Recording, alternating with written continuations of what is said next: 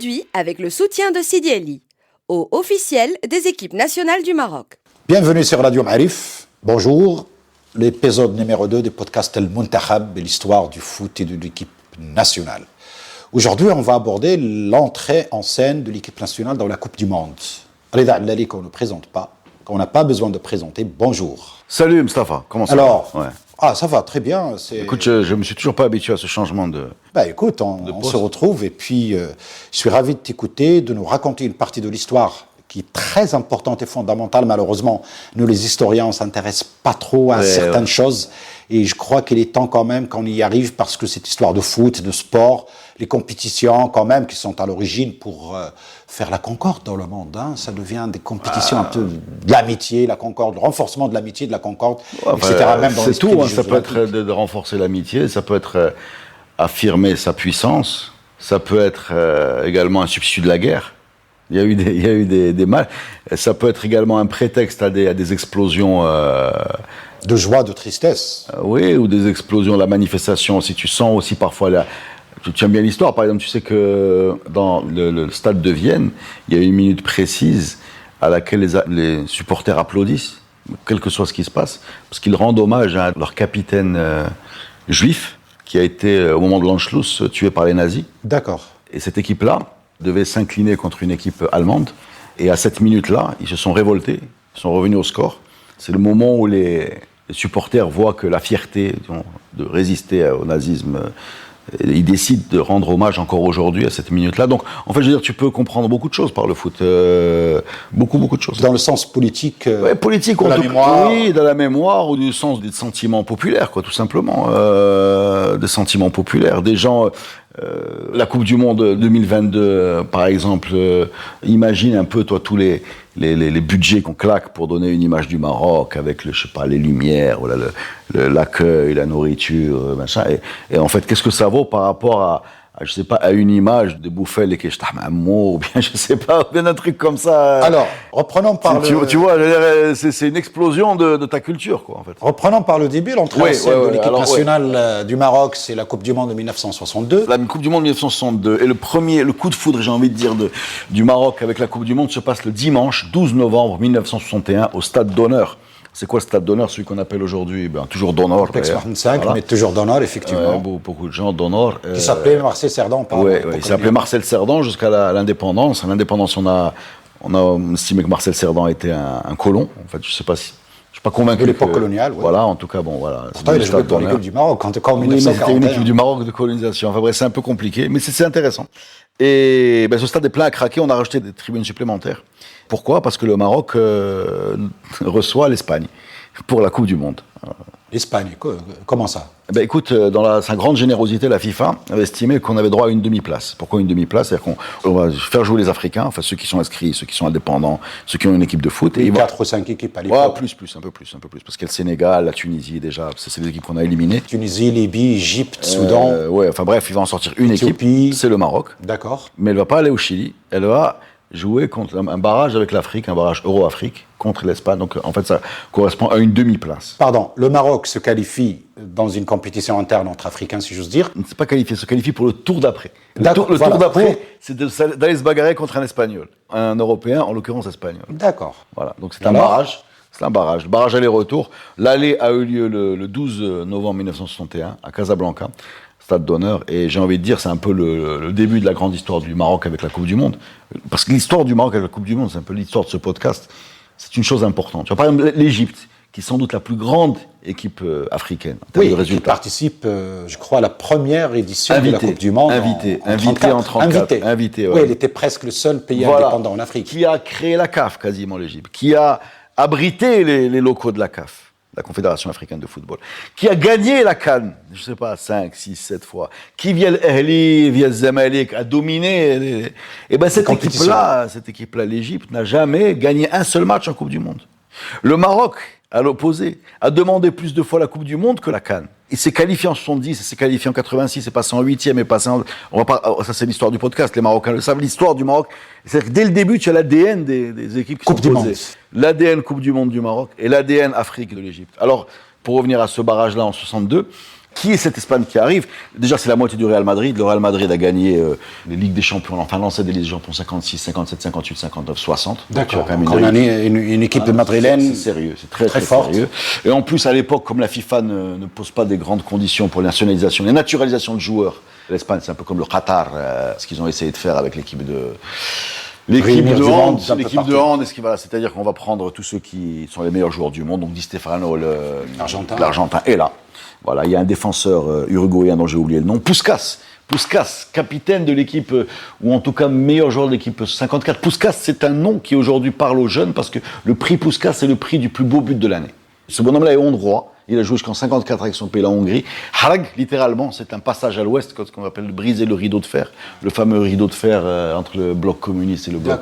Il se fait naturaliser espagnol. Il se fait naturaliser espagnol et il est là également lui aussi, tout comme Di Stefano et la Gento, recordman des Ligas, 12 Ligas. Tous ces gens-là sont là, devant nous, contre les Marocains. Alors, les Marocains ne sont pas des peintres. Je vais quand même te parler un peu de cette équipe-là, marocaine de 1961. Hadrik Znaya, non, Znaya, non, il n'est plus là. Il n'est plus là, ça non, il n'est plus là. Znaya, il a arrêté le foot, il s'est lancé dans la carrière militaire. Ou alors il est blessé. Je ne sais, en tout cas, il n'est pas dans ce match. Alors, bien sûr. Je ne sais pas s'il est, parce que Znaya, garde ce nom en tête, il revient. Il y a un certain Abdelrahman Ben Hajoub, c'est pas rien. Abdelrahman Ben Hajoub, c'est ce qu'on appelle le prince du parc. Le prince du parc, parce qu'il joue. Le parc de Paris. Oui, le parc des Princes. Il joue au Racing. Il a fait la Coupe du Monde 54 avec la France. Lui aussi. Oui, il a fait la Coupe du Monde 54 avec la France. Tu peux aussi parler de Hassan Arsbi qui est dans cette équipe-là. Hassan Arsbi joue à Reims. Champion en France, ouais. Oui, pour remplacer Raymond Kopa qui est parti au Real Madrid. Abdullah Malaga qui joue à Malaga, exactement. Et un certain Brahim Zahar, qui s'appelle, pour les Marocains, Tatoum. Tatoum, c'est un basketteur qui est venu jouer avec les Harlem Globetrotters, où il y a un énorme joueur, je trouve que c'est le sosie de notre avant-centre, donc Brahim Tatoum, et un avant-centre qui joue au Girondins de Bordeaux. Qui était au gardien de but Je ne sais pas. Ce que je sais, c'est que cette équipe-là, qui est promise... C'est pas Ben Slimane à l'époque? Non, c'est pas Hosni Slimane. Hosni Slimane, le patron de la gendarmerie, qui va devenir également le patron du foot marocain, est effectivement un gardien de but, mais il n'est pas...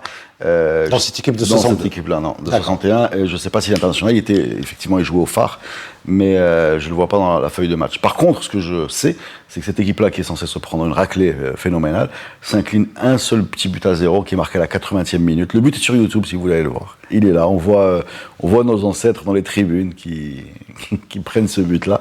Et c'est considéré comme, le dit la Vigie marocaine, grand journal de l'époque, comme une bonne performance, puisque, je cite, le Maroc a tenu tête à l'Espagne. Voilà, c'est comme ça qu'il titre. C'est un titre quand même évocateur de la puissance de cette équipe nationale espagnole. La puissance de l'équipe nationale d'Espagne, qui 15 jours plus tard reçoit le Maroc et gagne 3-2. Donc ça fait 1-0, 3-2. On en tire deux conclusions. La première, c'est que l'écart n'est pas si énorme. Parce que l'Espagne, c'est la superpuissance de l'époque. C'est le Real Madrid, c'est les 5 Ligues des Champions. Et la deuxième chose qu'on en tire comme conclusion, alors cette impression que l'écart n'est pas si important que ça, elle est renforcée par un point très important. C'est qu'en 62, il se passe à Casablanca quelque chose de très qui va vraiment forger la mentalité des Marocains, c'est le tournoi Mohamed Khamis. C'est quoi le tournoi Mohamed Khamis? C'est l'idée d'inviter des équipes l'été pour un tournoi amical, mais un tournoi prestigieux. Voilà. Inviter des équipes de l'étranger. Des équipes de l'étranger. Les meilleures équipes ou les grandes équipes. Exactement. Dans la première édition, tu as l'Inter Milan d'Elenio Herrera. Le Casablancais. On va le retrouver chez lui. Tu as le Stade de Reims de Hassan Arsbi. Et tu as le Real Madrid. Et tu as les Phares qui vont battre le Real Madrid. Et là, Znaya est sur le terrain. Parce que là, Znaya me raconte qu'il parle en espagnol avec les Espagnols et qu'il les insulte parce qu'il l'insulte.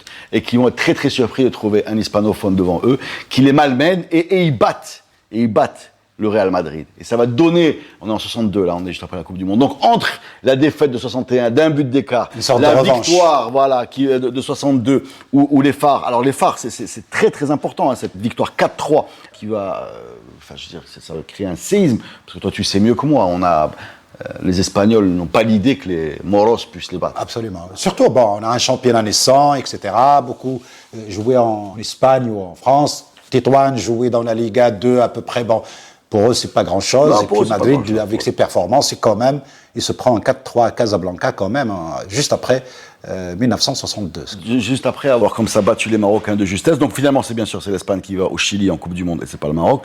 Le Maroc sort de cette compétition avec cette élimination avec, j'insiste, l'idée que l'écart n'est pas très loin. Le club des phares n'est pas très loin du Real. Donc normalement, en 66, quand tous ces gens-là s'installent autour d'une table, la Confédération africaine, la FIFA et tous ces gens-là pour Justement, demander... j'allais poser la question. Donc on est à 62 Chili et la suivante, c'est en Angleterre en 1966. Alors, ce ne serait pas la Coupe du Monde en Angleterre, c'est la Coupe du Monde de l'Angleterre.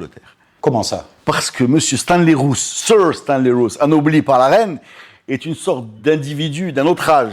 C'est ce genre de personnage qui va te dire les Sud-Américains sont des animaux. C'est un mot qu'il a utilisé pour les Argentins.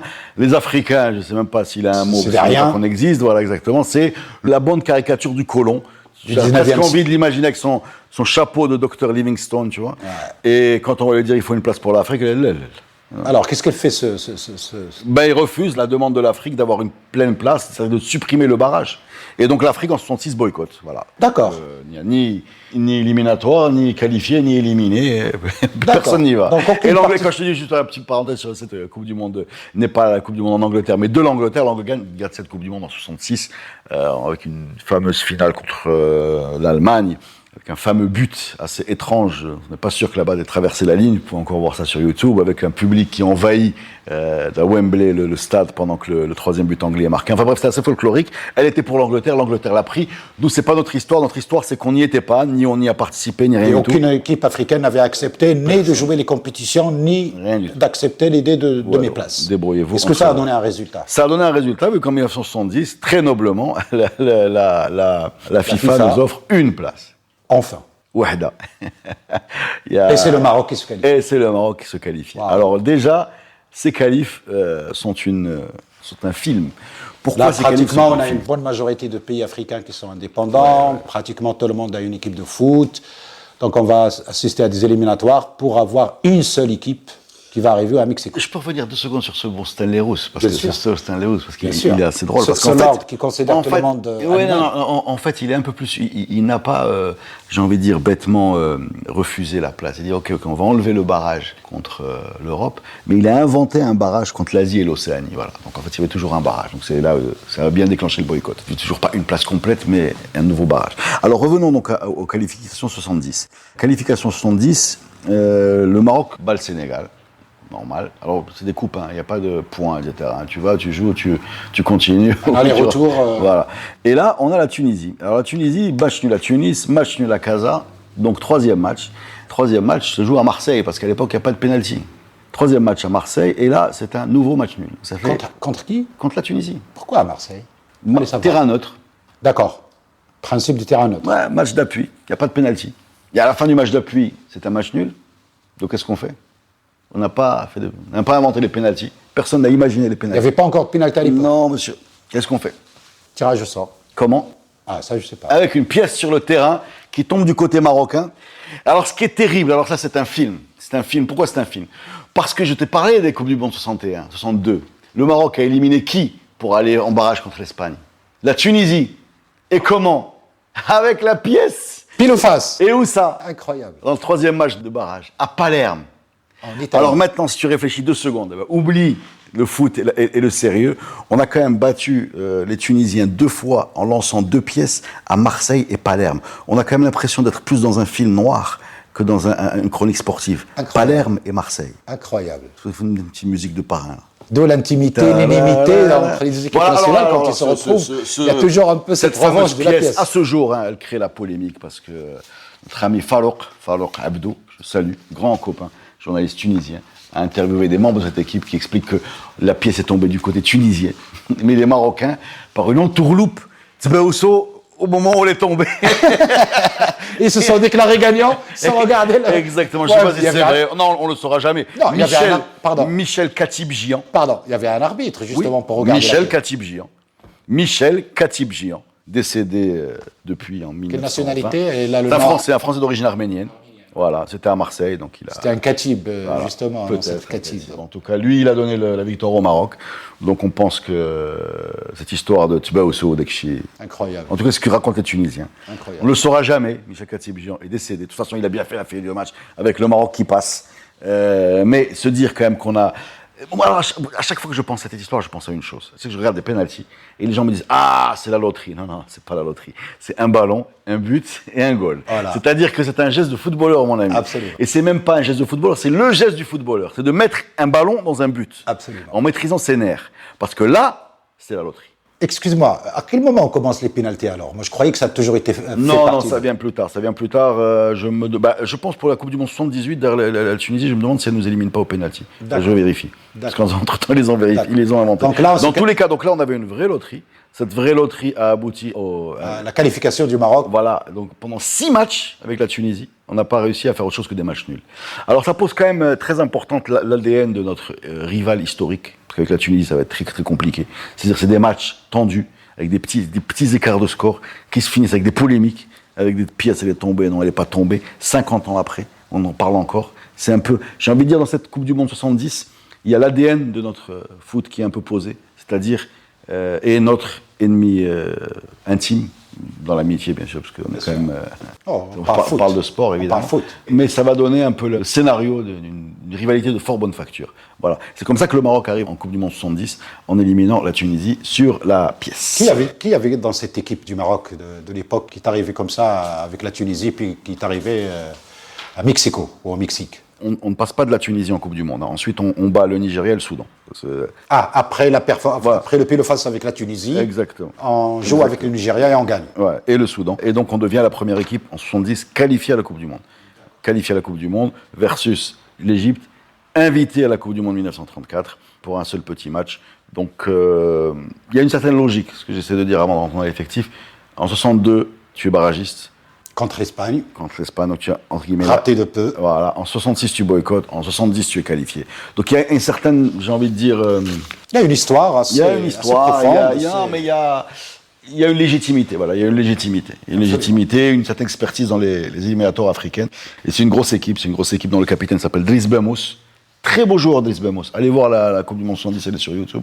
Très beau milieu de terrain, vraiment classe. Capitaine. Capitaine, bien sûr. Militaire, capitaine, joueur des phares, futur président de la fédération de la FRML, qui va être un président, disons, apolémique, mais pas un joueur apolémique. C'est un très très beau joueur. Dans les buts, il y a Hellel, gardien des phares, un énorme gardien, un très beau gardien, très courageux, qui va faire une très belle Coupe du Monde. On peut parler de Rzouani, joueur du TAS, Mohammadi. On peut parler de Maroufi. Maroufi, c'est un défenseur qui va aussi entre Raja et Jdida.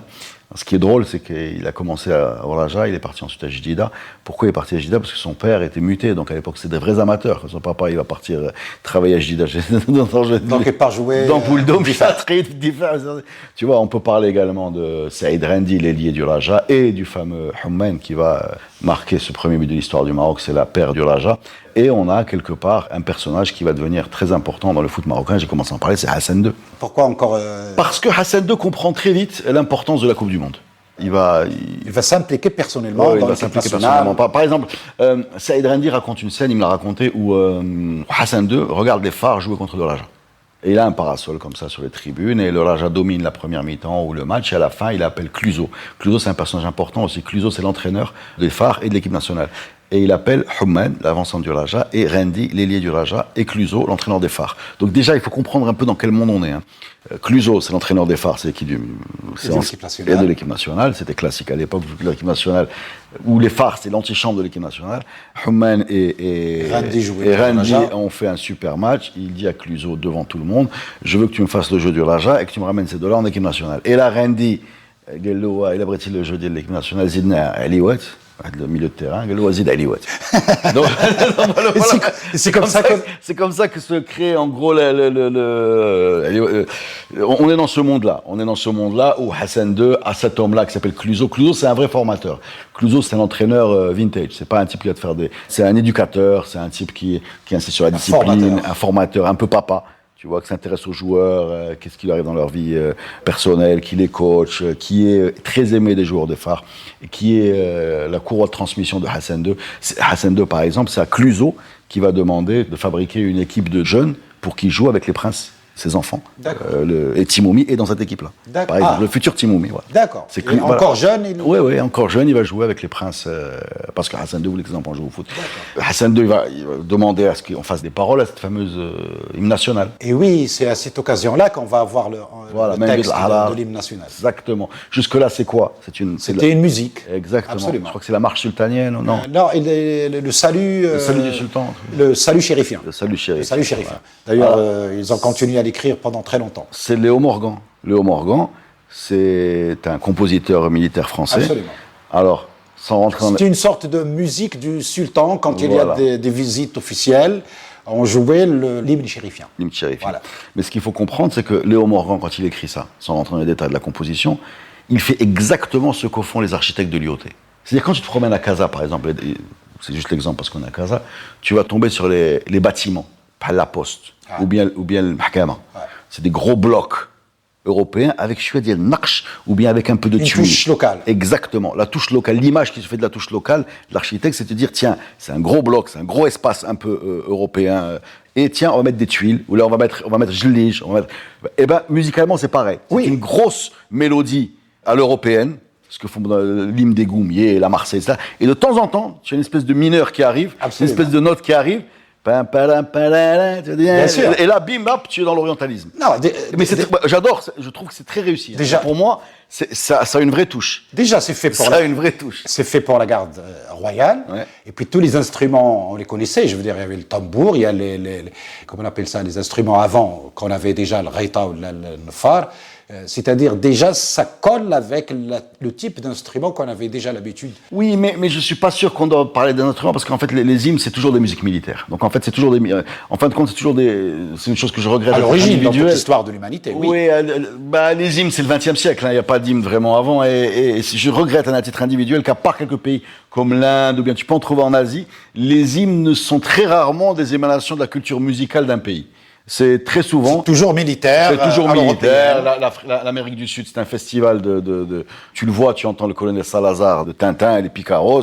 L'Afrique de l'Ouest, c'est beaucoup des clones de la Marseillaise. Et nous, on a un truc vraiment personnel. Enfin, je trouve que c'est... Et il va donc avoir ces paroles-là pour la Coupe du Monde 70. Mais on n'est pas les seuls, d'ailleurs. L'Espagne n'a toujours pas de paroles dans son hymne. Ils ne savent pas dans quelle langue les faire. Il y a le problème.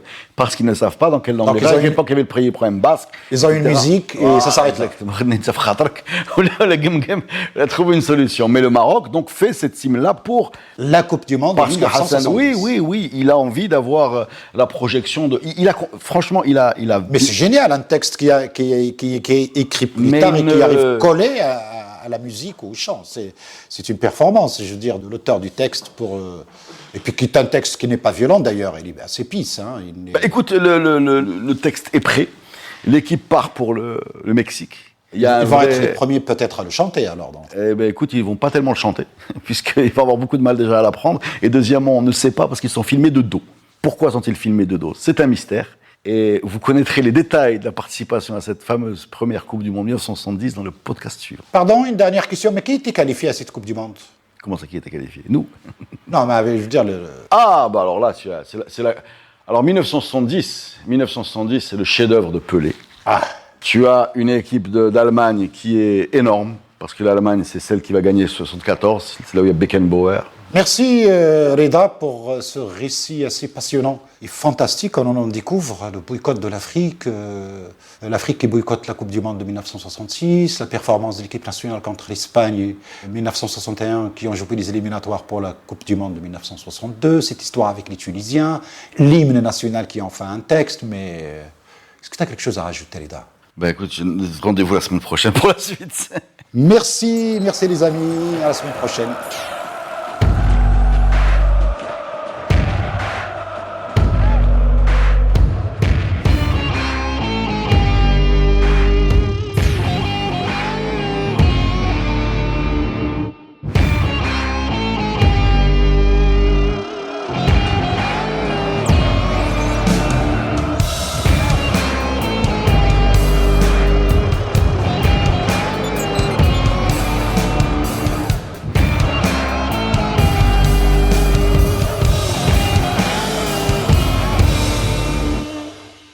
Produit avec le soutien de Sidi Ali. au officiel des équipes nationales du Maroc.